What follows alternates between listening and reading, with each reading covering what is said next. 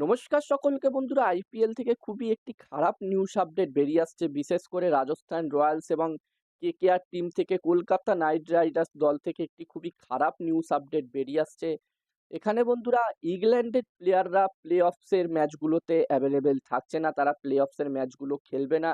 এখানে England cricket board জানিয়েছে যেই সময় আইপিএল এর প্লে অফসের ম্যাচগুলো হবে সেই সময় ইংল্যান্ড এবং পাকিস্তানের মধ্যে ৪ ম্যাচের টি-20 সিরিজ হবে এবং তারপরেই ওয়ার্ল্ড কাপ শুরু হতে চলেছে। এবং সেই কারণে এখানে ইংল্যান্ডের প্লেয়াররা প্লে অফসের ম্যাচগুলো মিস করতে চলেছে। যেখানে বন্ধুরা, রাজস্থান রয়্যালস ধরে নেওয়া যেতে পারে অলরেডি কোয়ালিফাই করে গেছে প্লে অফসে, এবং কেকেআর টিমও ধরে নেওয়া যেতে পারে যে প্লে অফসে কোয়ালিফাই করে যাবে।